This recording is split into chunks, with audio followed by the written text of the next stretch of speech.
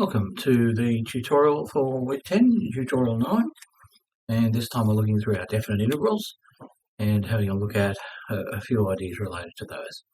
So let's do that. So we've got here integrate from minus 2 to 3 x squared dx, and so we can think about an x squared function. We don't always have to do the geometrical approach, and sometimes it's not even possible. Well, at minus 2 and 3, so we can see that the interval represents the area under the curve or in a regular shape, and so it's fairly straightforward. So we go ahead and do our technique, which is up and under, from minus 2 to 3, and we did that by fundamental theorem of calculus. This allows us to then write scaffolding, and we're going to put 3 into all the elements. That's a very simple way to look at it, but later on, when there's more complicated version, you'll appreciate the simplicity of just laying everything out. So put a 3 in there, put a minus 2 in there, and there we have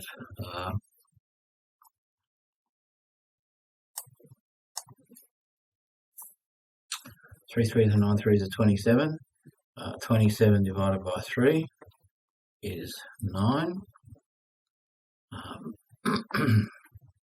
Now this is an odd, so this stays. This minus here stays. So just taking a note of odd and even index.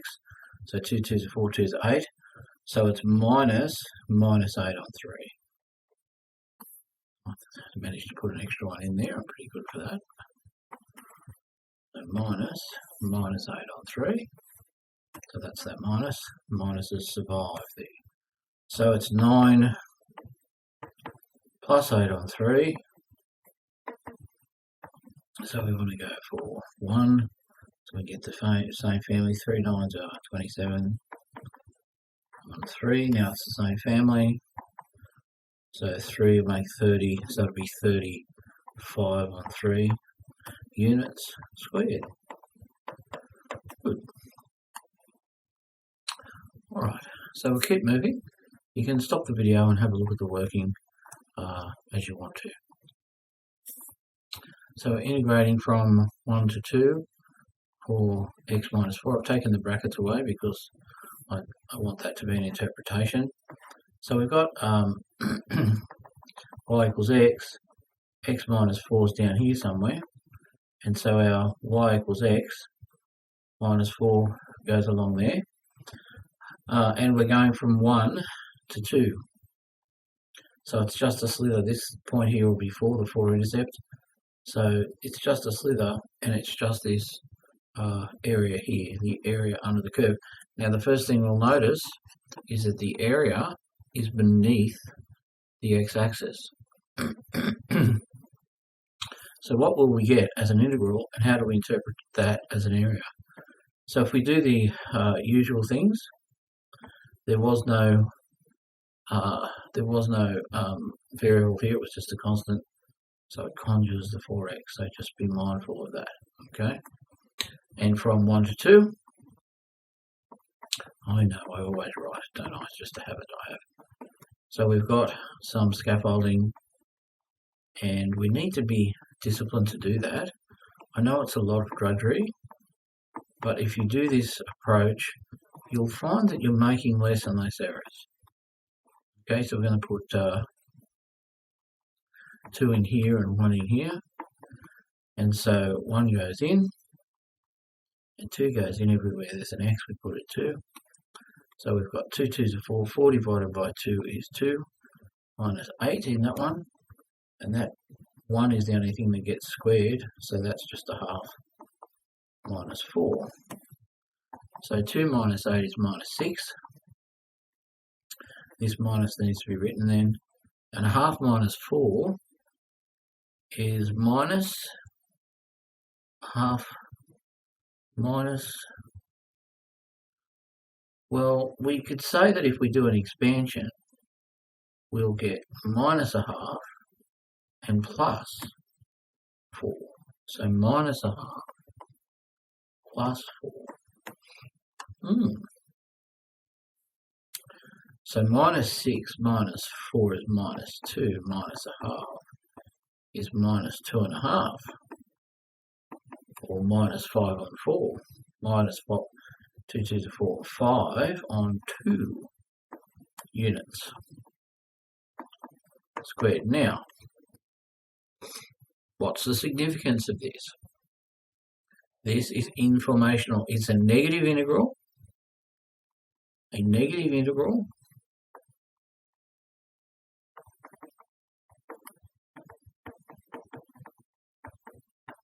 But not a negative area. Okay, you've never been taught negative areas, so the minus tells us that it's located below. Now, it's either below the other function or below the x-axis, and that will make sense later on. All right, so below the x-axis or below that. Now, you can put all of these into Wolfram, and I think at the end of the tutorial I've done just that. So you can go along and check all of those. You can do those for a bit of fun. All right, so that was B. C, from 0 to 2, there's no need for the bracket, so we can just do them as their own. Now we could interpret the quadratic, and we could sketch that quadratic and all of that stuff, and find where the quadratic is and how it looks and all that. We could do all of that. Okay, it's going to be, if you look up Wolfram, it's a little quadratic that sits like this. Okay, and we're finding the area between 0 and 2, so it's this slither of area. So let's go ahead and do the up and under. They'll cancel.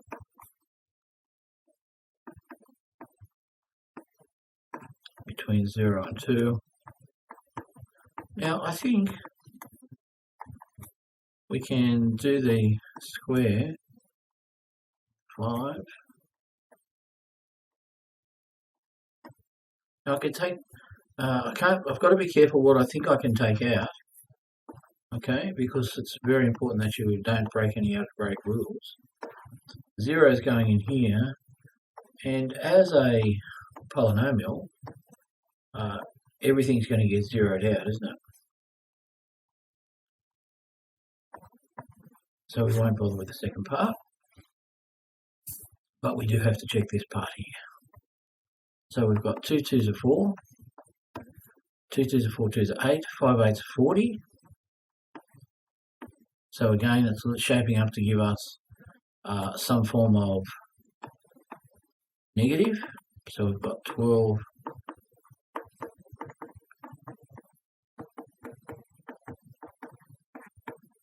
which is what? Negative 28 on 3 units squared. So again, it's a negative integral, but it's not a negative area. The area is located below the x-axis, net. Now, not entirely, because there's a little peak here that comes up. So it's the sum, it's the net that's below the x-axis. All right. There's 28 over 3 units in total, but some of that, most of that is below. How would we find out what's above and below? We could do it piecemeal. We talked about that in the workshop. All right, so for section D now,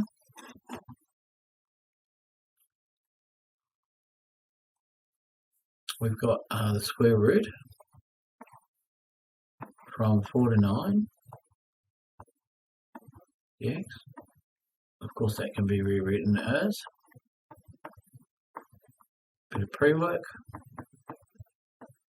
and now we can go ahead and do the up and under on that. So we've got half plus 1, which is 1 1/2, which is 3 on 2, dividing by 3 on 2 between 4 and 9 by FTC, and of course what that means is dividing by 4 on 9, 3 on 2 is times 2 on 3. So this actually becomes 2/3 x to the 3 on 2 between 4 and 9. So if we go ahead now and do the scaffolding, we'll have 2/3 to the power 3 on 2, 2/3 to the power 3 on 2.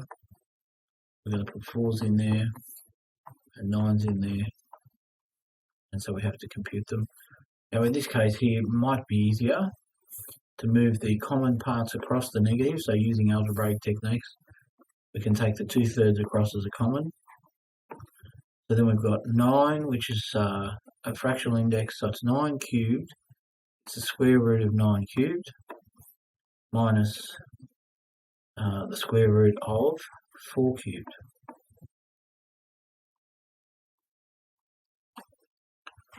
Okay, so we've got 3 9s, 9 9s are 81, 81 9s.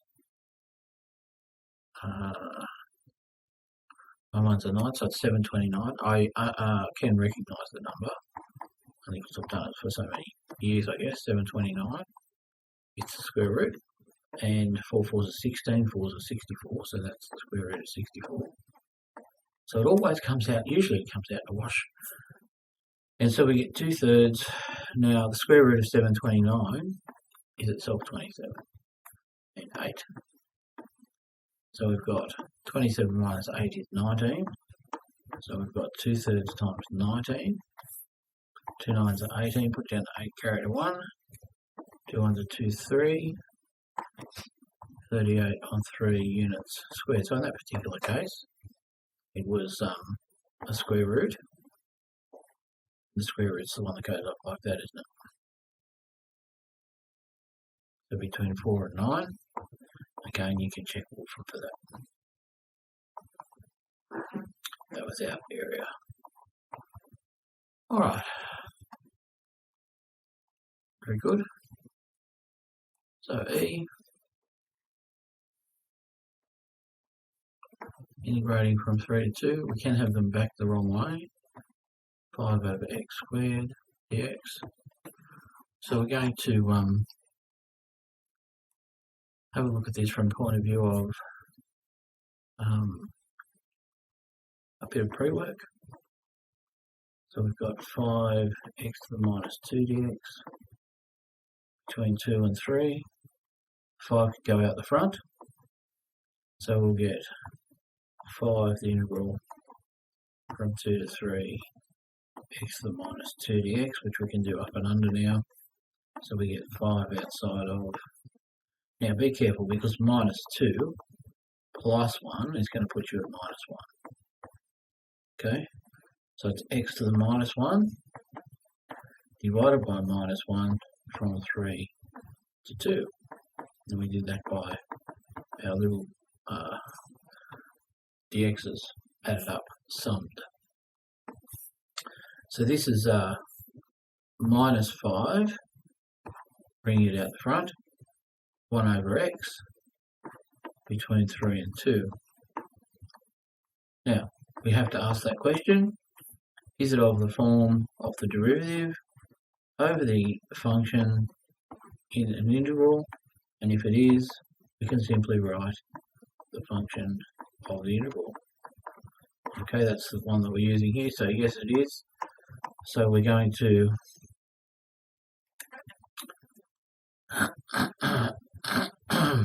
no, wait a minute, what have I done there?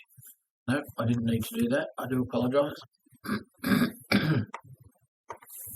Not sure why I did that. We've already done everything that we needed to do. Didn't need to do that, so I do apologise. So we'll keep it going though, because it's good to see me making mistakes. So we'll do the scaffolding 1 over 2 minus 1 over 3. So half minus third. We're going to end up multiplying that by minus 5. So half minus a third is going to be 3, 6, 2, 2, there's our 1 in disguise, so it's 3 over 6 minus 2 over 6. 3 minus 2 is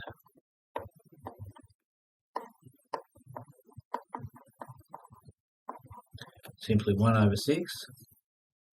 So we get minus 5, 1 over 6.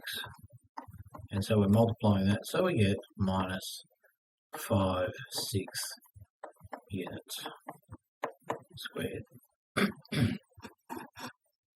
And that was a form of an upside down. You'd have to put that into Wolfram to see, but 1 over x squared essentially means that x squared will be, and the 5 will mean that it's squeezed up a little bit, so it'll be flipped up and it'll be squeezed up a little bit.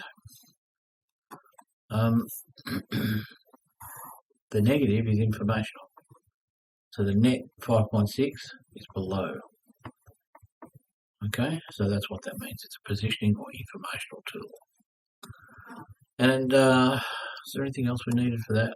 No, I don't think so. There is the opportunity, if you want to, you can reverse the limits.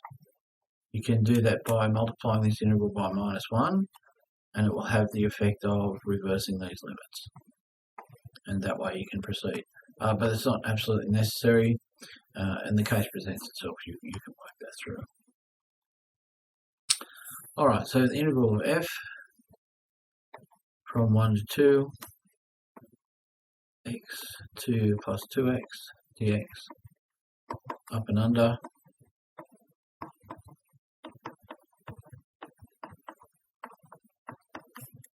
from 1 to 2.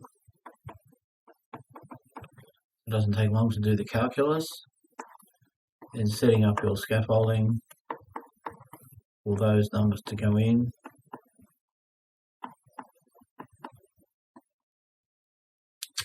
Did it myself, thinking it and wrote it.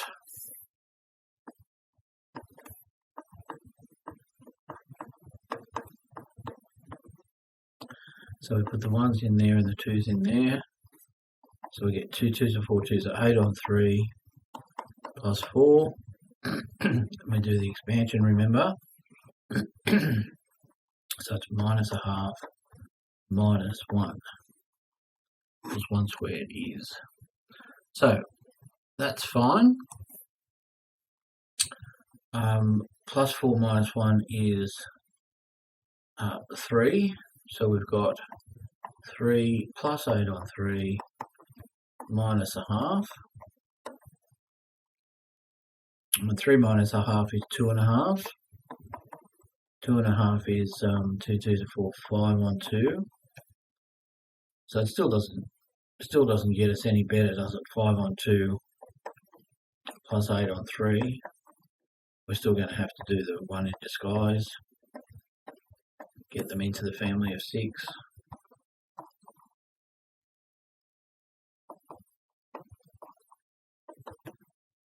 (31/6) units squared. Just checking a couple of these as I go. 31. Well, there you go. See, that's a good thing that I did check that, because that's not showing the same thing. So let's have a quick look at this. What did I do? 4 minus 1 is 3. 3 minus 1/2 is 2.5. 2 2s are 4, 5, 5 on 2. So then I said 8 on 3. 8 on 3.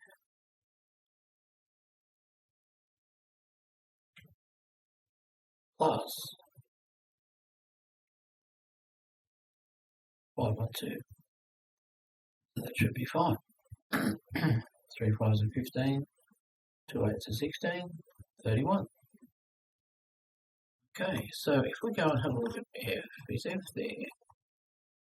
If I put f there, x squared plus 2x, x squared 1 to 2, that's the one, x squared plus 2x. Okay, so 16 on 3, right, so that agrees with this, 16 on 3. So let me just see what's happened here. 3 over 3, 2x squared over 2 becomes x squared x3. So we've got 3, putting 2's in there, putting 1's in there. Aha, can you see what I've done? Okay, so that is a 3, not a half. So that is a 3. That's a third, so that would help. Okay, that's better. So 8 on third, 4 minus 1 is 3, but it's a third, not a half. Okay, so 3 minus a third is 2 and 2 thirds. 2 and 2 thirds, 6, 7, 8, 8 on 3. So it should have been 8 on 3 plus 8 on 3, in which case I didn't need to do any of this, which is 16. There you go. 16 on 6. I need to get rid of that. So it's worthwhile looking, stop scribbling, and I'll probably not stop making the mistakes. That'd be helpful, wouldn't it? Probably a good thing to do. So we've got 8 plus 8 on 3. 16 on 3, so we're away. We managed to do that. All right, so 1 to 2 for now. It's the same question. Have you noticed this? It's the same question, but 1 to 2 now instead of 2 to 1. So what's the significance of that? The integral is the same integral, but it's now from 2 to 1. X squared plus 2x dx. So we can go through and do all of the scaffolding again. 3 over 3 plus 2's will cancel, it's just x squared. Now we're going by 1 to 2. So that part hasn't changed. So we've got our scaffolding. This time with the 2's are going over here. Hopefully you can see that the result of putting the 2 at the back means that you're subtracting a bigger amount, what should be a bigger amount. So we just get the scaffolding right this time. And we'll put the 2's in and the 1's in. So we're getting 1/3 plus 1, subtract 2 2's are 4 2's are 8, 8 on 3 plus 4, which is 12 on 3. 12 plus 8 is, this is 3 on 3, so 3 plus 1 is 4 on 3, minus 20 on 3, and 4 minus is minus 16 on 3. So it's got the same value, but the effect has been to give us a negative integral. So it's exactly the same thing. The effect has been to give us a negative integral. All right, so you're allowed to do the limit. It can be smaller than the lower limit, as we've done there, but the effect will be that dimensionally we'll get the same size of area, but the information changes because that was a result. Now, what that tells us is that that's a negative of 16 on 3. Now, that tells us that it's the minus. So if we take the minus of those, if we take the minus of this, we'll end up with the same as the previous one. So the minus of, if we take 1 over 2, let me just clear that. I've revisited this a couple of times, but it doesn't hurt now. So if I've got 1 to 2, and I times that by -1, it'll become negative, the integral of 2 to 1. They'll have swapped. Okay, and this kind of confirms that. The previous one was 16/3, and so we are now giving the minus of 16/3 by effectively multiplying. So that's an interesting aside, but that comes up time and time again, so that's not a bad thing to think about cogitation on. That's something we'll leave for another time at the moment.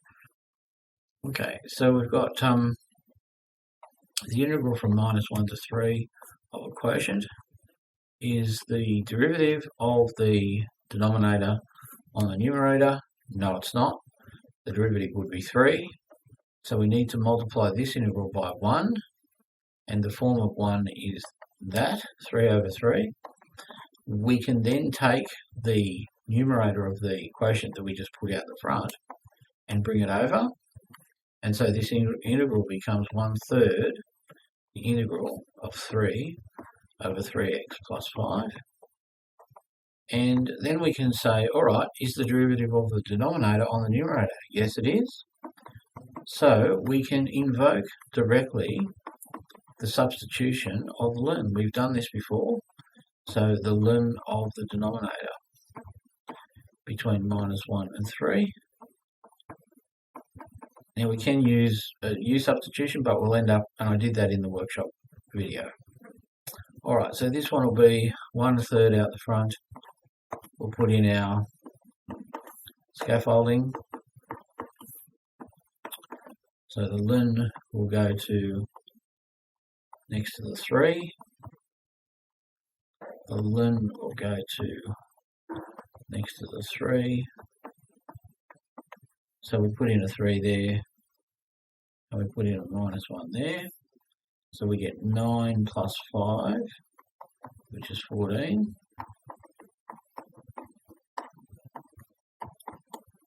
And then we get -3 there, plus 5, which is 2.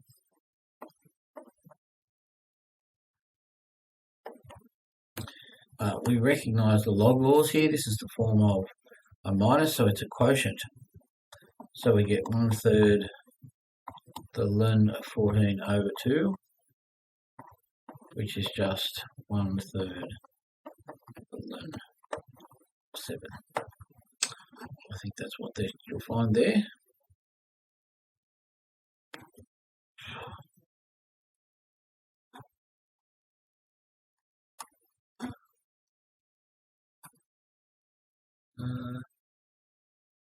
I'm pretty happy with that. The way it is.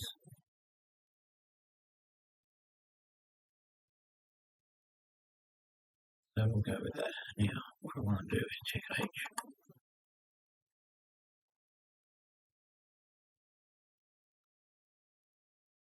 One-third ln of 7. So I was correct. There's a mistake in the answers there.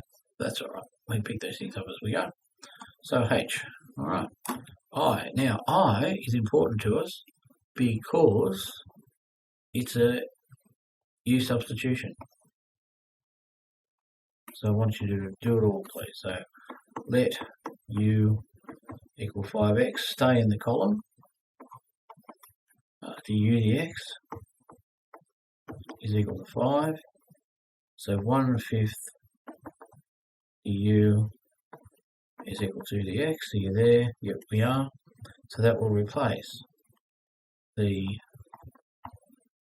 that's the substantive substitution. The trivial one then is e to the u, but there's one more thing to do, and that's to check function notation. So that's 15. So where before we had a 3, we now have a 15. And the 0 will just give you back a 0, which it sometimes does. So the integral of that is e to the u from 0 to 15. Notice we've changed the limits of integration. And so then we can do our scaffolding. And we've got 1/5 e to the u, e to the 15 minus e to the 0. Now you must be careful here because this is 1. So this is 1 on 5 e to the 15 minus 1. So you must be careful. Units squared. Probably help if I match the brackets. So that's fine. Alright, so working through our things there. So I'll pause there for question 1. We've managed to go on a bit. So I'll be back soon. Thank you.